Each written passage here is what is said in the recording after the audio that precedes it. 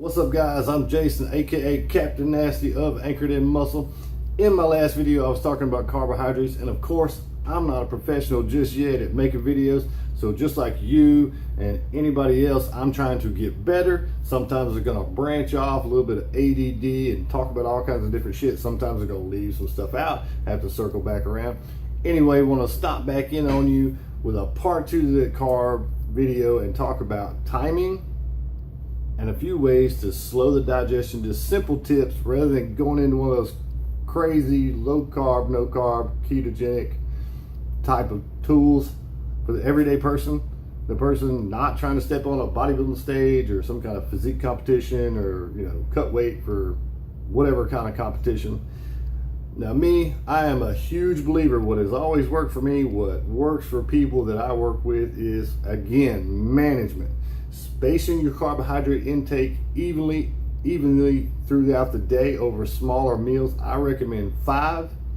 Now, I'm also a big believer in breakfast being the most important meal of the day. This is what I've seen in my experience, the learning that I've had on myself and people I work with. Now, why is that? I believe that carbohydrates is big to set you up for the rest of the day, because you've been at rest. Your body's been mowing through calories, repairing itself overnight as you sleep. So whenever you get up, in my opinion, it's very important to have those carbohydrates with your breakfast.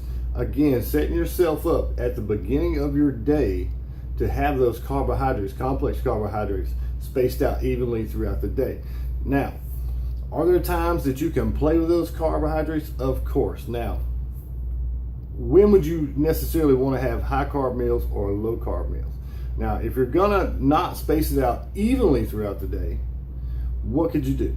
I'm still gonna recommend that you have those carbohydrates right off when you get up. You're definitely gonna need carbohydrates. If you're gonna work out, you're gonna need those carbohydrates pre-workout, your last meal before your workout, because it's those carbohydrates that are gonna fuel your workout. And again, immediately after your workout, you're gonna need your 2 meals that are of the highest carbohydrates, where it's very critical, is your pre-workout meal, the last meal before you go work out, hopefully within 3 hours, and your meal right after your workout. Okay, what meal or meals would you want to maybe pull back? You're keeping your total for the day the same, but adjusting those to where it works out. The total works out the same, but subtracting some here and adding some there. Now, if you want to add in a few, however it works out, numbers work out for you, pre-workout and post-workout, you can subtract those carbs from, say, your 2 meals midday. Meal 2, meal 3, and say meal 4 being your pre-workout meal, and then your very last meal a day before bed. Because you're not going to be doing nothing. See, this all comes back to energy systems, energy balance. What is your daily activity? How's your workouts and things like that? Now, keep in mind, probably what I didn't touch on before is I did talk about muscle being a storage site for energy. Now, carbs being your preferred fuel for daily activity, in other words, for your muscles. Now, if you're like me, I pretty much sit here all day. There's really not a lot of muscle activity going on. We're not really burning a lot of energy out of the muscles. So, in that sense, if you want to pull back, if you want to play with your carbs, you want to pull back midday, okay, fine. But keep in mind, you need those carbs total throughout the day. So you could add in, subtract from the 2 meals midday, add some in, whatever you took out of the midday meals, add that back in pre-workout, and some of them post-workout. But then when you get to that last meal of the day right before bed, now you pull back on that meal, because you're going to be sleeping. You're going to be at rest. You don't need a lot of extra carbs floating around, because if your body doesn't need them, your body is an incredibly adaptive machine. If your body doesn't need them, it's going to store them as fat. Okay, now what are a few tips, that I felt like I left out for normal everyday people to slow the digestion of the carbohydrates that they do eat? Now, again, you're going to get carbohydrates from all plant matter. Right? So what I suggest, you definitely got to get that protein in no matter what. Then you want to have your carbohydrate source. Of course, yes, you get carbohydrates from vegetables, but let's say you have a protein source, steak, chicken, fish, whatever, you have a carbohydrate source with it, rice, pasta, potato. If you will put a leafy green, some type of leafy or fibrous vegetable with that meal, the protein and the fiber, the protein source and the fiber from the vegetables that you're eating will slow down the digestion rate of that carbohydrate source, your rice, your potato, pasta, and things like that. So definitely, if you're concerned about losing body fat, losing weight, definitely never have carbohydrates by themselves. You always want to pair that with a protein source. And if you want to, go even further to slow that rate to, to be even more of a gradual release of glucose into the bloodstream, thereby, overall saving that cascade effect or that emergency effect of spiking your blood sugar, pair that carbohydrate source with not only a protein, but also some type of vegetable.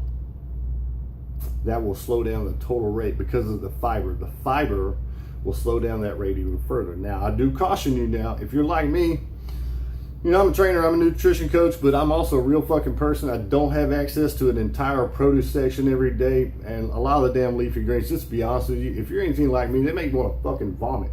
But I do get them in as best that I can. But again, these are tools. It's not the be all end all, but it is a tool. You can use these different techniques as tools. I recommend spacing out your daily carbohydrate intake evenly throughout the day. But if you do want to play with it, take some carbs out of those 2 meals midday, add those back in pre-workout and post-workout, because those are the 2 most critical times around your workouts are going to be the most critical times. Pre-workout, so it'll fuel the workout. Post-workout, what happens? When you're working out, you're expending that energy that was in the muscle. Now, when you finish working out, your goal of working out is to build muscle, because it's the muscle that's going to ultimately burn the calories, which is going to help you lose weight or get lean. But your body works in order where it's trying to survive. It really doesn't give a shit if you look good or not. So you're in there, you're working out, you're burning off that muscle, that energy that's stored in the muscle. Well, when you come out, its first order of business is to replenish that energy. Think back in caveman days, fight or flight. If a fucking lion jumps out from around the corner and tries to chase your ass, you need that fucking energy to take off like a bat out of hell. So if you come out of that workout and you don't have some kind of carbohydrate, say you just get only a protein source. Now, what I didn't mention before is your body is a highly adaptive machine. It can break down protein into glucose to use for energy. So if you come out of that workout and you don't give it any carbohydrate or energy source, carbohydrate, sugar, glucose, is all turns into glucose in the body. If you don't give it that source, you just give it protein, well, it's going to break down a lot of that protein to replenish that energy first. And then you're going to be left short on protein, so you're not going to have adequate protein for muscle repair. So stick that in your hat, smoke it, and think about it and everything else. All right, guys, so I hope I've helped out. I hope I've cleared a few things up. Maybe I've added to your little arsenal. As always, guys, it's still fucking hot in Texas, even though we got a little bit of a cold front. Stay hydrated, live safe. Thanks for listening.